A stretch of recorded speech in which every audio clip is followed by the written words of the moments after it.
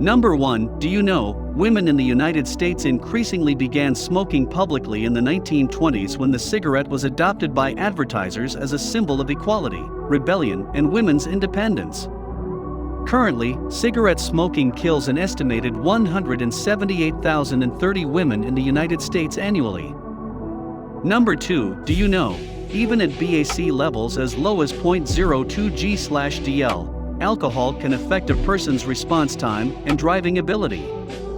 The probability of a crash increases significantly after 0.05 BAC, and even more rapidly after 0.08 BAC.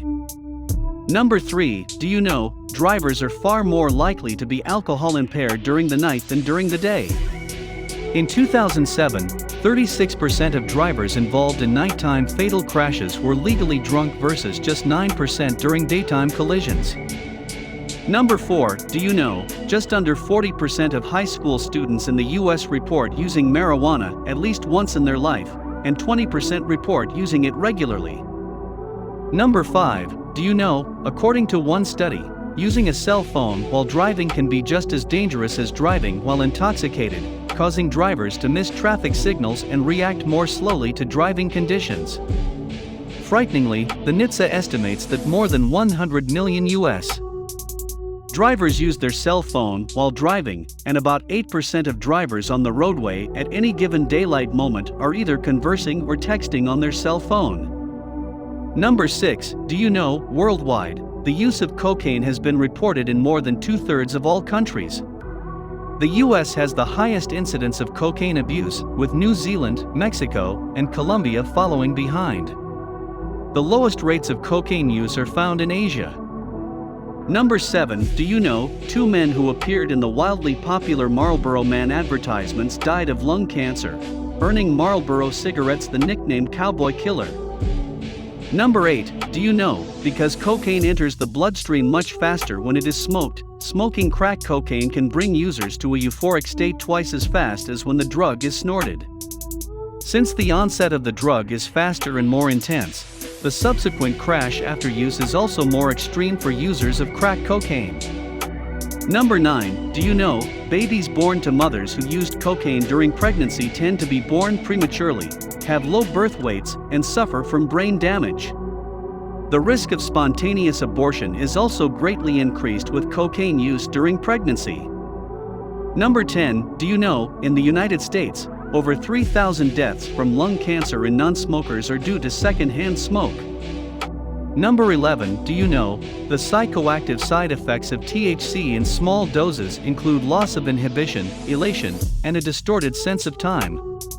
The drug can also cause increased visual sensitivity and heightened imagination. Number 12. Do you know, cigarettes are the most traded item in the world? Number 13. Do you know, Paraguay is believed to be the world's largest producer of marijuana? Number 14. Do you know, a British survey found that nearly 99% of women did not know the link between smoking and cervical cancer. Number 15. Do you know, the state of Wyoming is the deadliest state for drinking and driving, with just over 13 drunk driving fatalities for every 100,000 people occurring each year. New York experiences the lowest number of drunk driving fatalities, with only 2.06 per 100,000 residents.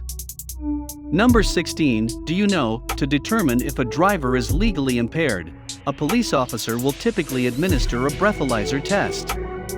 A breathalyzer is a machine that estimates a driver's blood alcohol content level by determining the amount of alcohol in his or her lungs. Number 17. Do you know, of the more than 2 million Americans who currently use cocaine, just over 700,000 are users of freebase or crack cocaine? Number 18. Do you know, in 1884, William Stewart Halsted, a famous American physician, performed his first surgery using cocaine as an anesthetic. Subsequently, Halsted became the first cocaine-addicted physician on record. Number 19. Do you know, the term smoking wasn't established until the late 17th century. Before then, it was often referred to as dry drunkenness. Number 20. Do you know, Laws which set a specific blood alcohol concentration level that is above the legal limit are called per se laws, and were first implemented in Norway in 1936. Pers is a Latin phrase that means by itself, and per Southeast laws state that a BAC level of 0.08 g/dl or above is the only evidence needed of impairment.